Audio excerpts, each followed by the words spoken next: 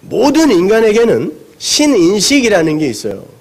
이 세상에 태어나는 모든 인간에게는 신인식이라는 게 있어요. 그래서 저 아프리카 오지나 아마존 오지에 가도요, 전부 종교라는 게 있습니다. 그건 이 세상에 태어나는 인간들에게 자기도 모르는 신인식이 있다라는 거거든요. 어떤 존재인지는 모르겠는데 나보다 더 강한 어떤 존재가 있는 것 같아요. 그래서 그 존재에게 무언가를 부탁을 하면 이 욕망하는 자아가 추구하는 것을 얻어낼 수 있을 거라고 이제 착각들을 하는 거죠. 그래서 모든 인간들에게 종교라는 것들이 이제 찾아오게 되는데,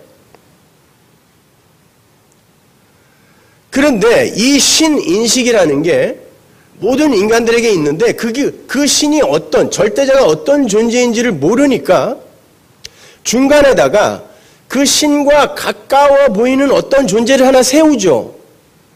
그리고는 그 중간에 선 존재에게 자기의 부탁을 하고 그 존재가 그 어떤 절대자에게 또 부탁을 하여 내가 원하는 것을 얻어낼 수 있게끔 그런 메커니즘, 그런 방식으로 자기의 욕망하는 것들을 이제 추구하는 거예요. 자, 그 중간에 서는 사람을 샤먼이라고 하잖아요. 그걸 한글로 바꾸면 무당입니다. 샤먼이. 그러니까 보세요. 내가 원하는 걸 얻어내기 위해서 어떤 절대자에게 뭔가를 부탁을 하고 싶은데 나는 그 존재를 모르겠어요. 잘 인식이 안 돼요.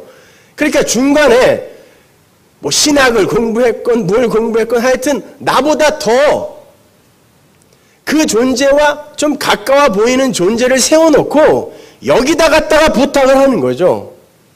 그리고 이 존재는 축복권, 저주권이 있다고 사기를 치면서 어떤 절대자에게 빌어서 그걸 얻어내어 이 자기에게 부탁을 한 존재에게 전달해 주고는 중간에서 복채를 받아 챙기는 거예요. 이걸 샤머니즘이라고 합니다. 이건 이 땅에 태어나는 모든 존재가 다 갖고 있는 종교심이라는 거예요. 신인식이라는 거죠. 자, 이런 샤머니즘에 고등 종교가 먹혀버리면 어떤 일이 일어날까요, 여러분? 이런 샤머니즘에 고등 종교, 그러니까 경전이 있는 종교를 고등 종교라고 하잖아요. 뭐 멀리 갈 것도 없고 또 여러 가지 이야기할 필요도 없고 간단하게 몇 가지만 보잔 말이죠. 자, 불교가 뭡니까? 불교는 부처에게 뭘 빌어서 내가 원하는 걸 얻어내는 게 불교가 아니잖아요. 불교는 물아, 무아, 색즉 시공, 공즉 시색을 모토로 하는 거죠. 그러니까 브라만이라는 우주의 어떤 진리의 실체가 있는데 그 실체의 투영으로, 일루전으로 이 세상에 그러니까 현상들이 생기는 거죠. 우리의 존재라든지 아니면 우리가 겪는 사건이라든지 이런 것들이 다 어떤 브라만의 투영인 거죠. 그래서 이게 실체가 아니라 색 즉 시공이고 공 즉 시색이니까 우리는 그 브라만의 실체, 일체라는 걸, 일부분이라는 걸 깨달아 알아서 그리로 돌아가는 거예요. 브라만과 합일되는 거거든요. 그걸 해탈이라고 하고 열반이라고 한단 말입니다. 그러니까 부처에게 뭘 빌어서 뭘 얻어내는 게 불교가 아니라 그건 다 공이고 허고 없는 거니까 우리가 그걸 깨닫고 내가 신이 되는 거예요. 내가 부처가 되는 게 불교란 말입니다. 그런데 그 불교가 샤머니즘에게 먹혀버리면, 이 무당 잡교에게 먹혀버리면 이것 자체가 샤머니즘화 되는 거죠. 그러니까 절에서 등도 팔아먹고, 왜? 복 받으라고.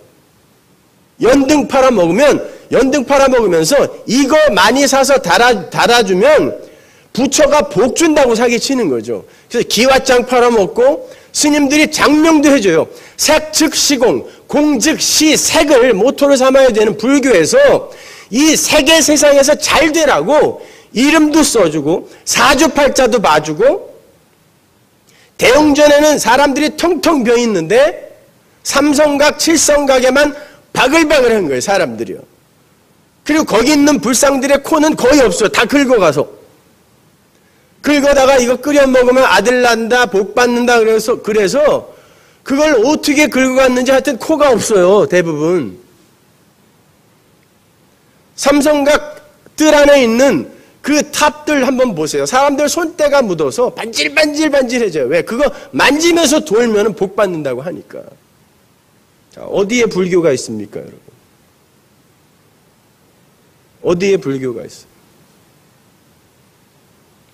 제가 예전에 성철 스님을 만나러 가느라고 3,000배를 한 적이 있는데요. 제가 그때 이미 한 200파운드 이상을 그냥 벤치프레스로 들었던 아주 건장한 청년이었는데 3,000배 딱 하니까 다리가 후들거려서 일어나질 못하겠어요. 근데 이 어머니들이, 대한민국의 어머니들이 자식들 좋은 대학교 가게 해달라고 그 자리에서 10,000배씩을 합니다. 여기도 그런 분들 계시죠? 다 관절염 걸렸잖아요, 지금. 어머니의 힘. 불교는 그거 아니라니까요. 그게 공이다, 허다라는 걸 깨닫고 부처가 되는 건데 이 세상에서 그 색을 살찌워 달라고 하는 거죠.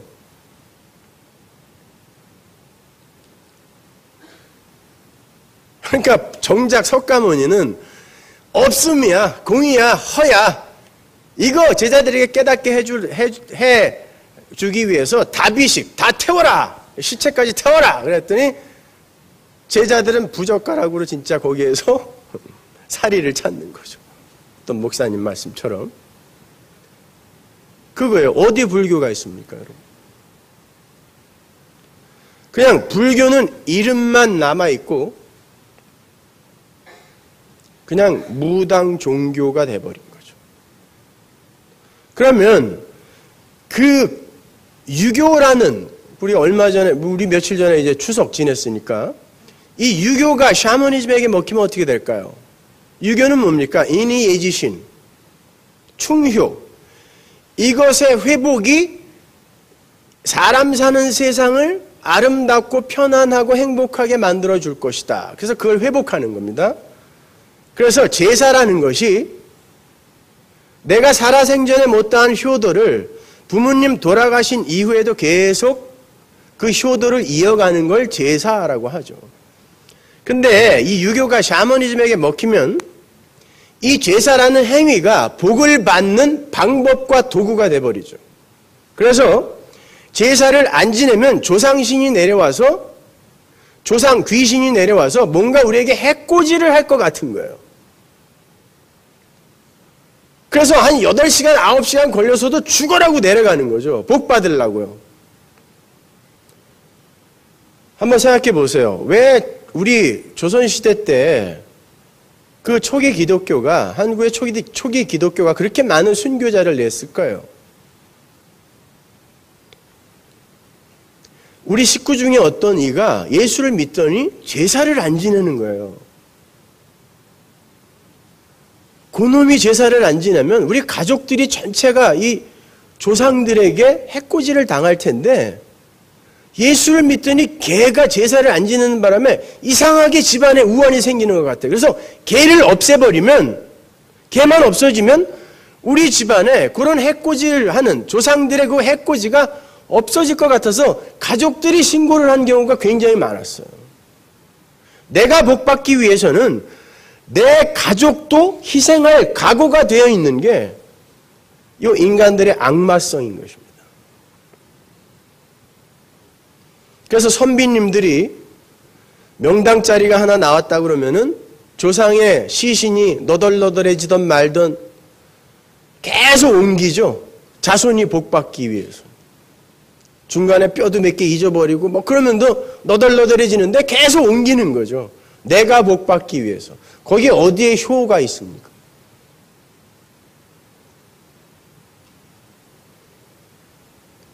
유교는 사라진 거예요. 그러면 기독교가 샤머니즘에게 먹히면 어떻게 될까요?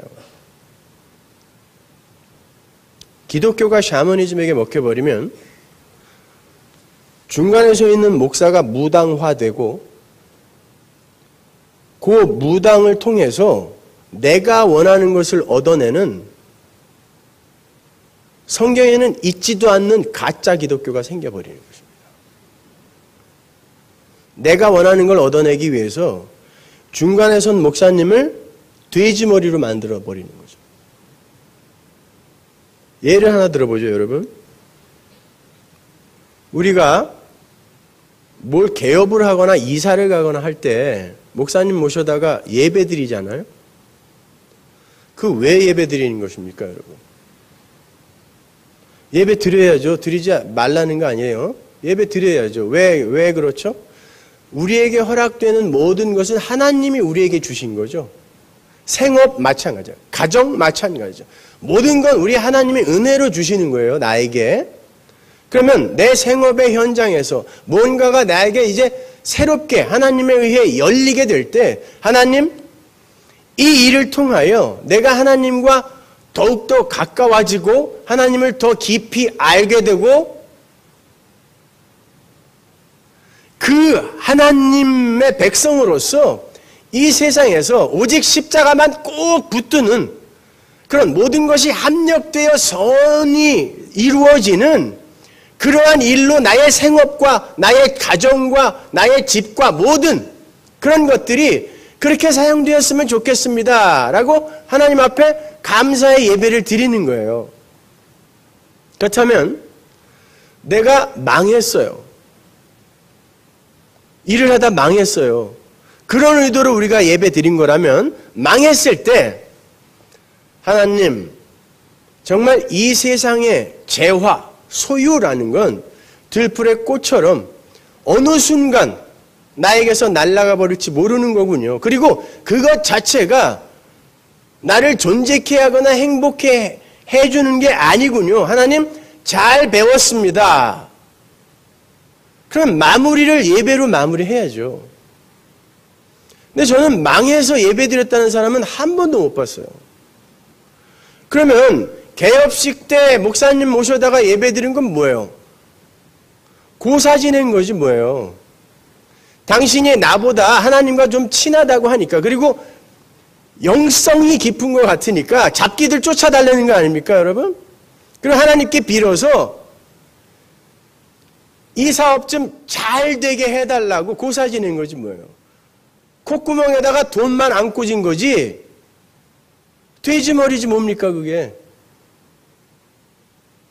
여러분, 우리들은 기독교를 그렇게 관념화시켜서 그냥 기독교가 이렇게 머릿속에서 관념이 되어서 동동 떠다니고 있는 거예요. 그러니까 예배당에 가도요, 엘리베이터 4층이 다 F로 돼 있어. 재수 없다고. 공동묘지 지나가면서 성도들이 막 무서워해. 무슨 귀신이 나올 것 같다고. 여러분, 이 세상에 하나님의 그 장중을 떠나 죽는 순간 하나님의 장중에서 벗어나서 구천을 떠돌 수 있는 영혼이 있어요, 없어요? 천국, 지옥 딱 갈라지는 거예요. 시간을 떠나는 그 순간. 그러면 공동묘지 거기엔 아무것도 없는 거예요. 그죠? 그냥 죽은 흙들이 원래 죽은 흙의 자리로 돌아간 곳이 묘지예요. 근데 왜 우리 성도가 거기를 지나가면 이렇게 으스스하고 무섭죠? 아무것도 없는데 거기는요. 왜 빨간 걸로 누가 내 이름 쓰면은 기분이 안 좋아요?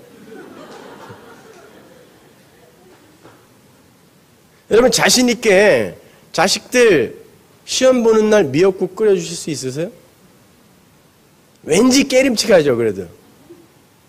그거 보세요. 우리는요, 예수를 믿는다고 하면서도 나의 이 생명을 걸어 이게 영원한 생명이 갈리는 거 아닙니까? 사업은 한 번 실패하면 재기가 가능하고, 대학은 한 번 떨어지면 재수가 가능하지만, 신앙생활은 한 번 잘못 가면요, 거기 가면 끝이에요. 다시 못 돌아와요. 하나님 한 3개월만 다시 갔다 올게. 내가 잘못 알았어요. 우리 목사가 잘못 가르쳐줘서 내가 잘못 왔는데 3개월만 다시 보내주세요가 안 돼요. 그러면 영원한 생명이 걸린 문제라면 우리가 좀 더 진지해져야 하는 거 아닐까요, 여러분?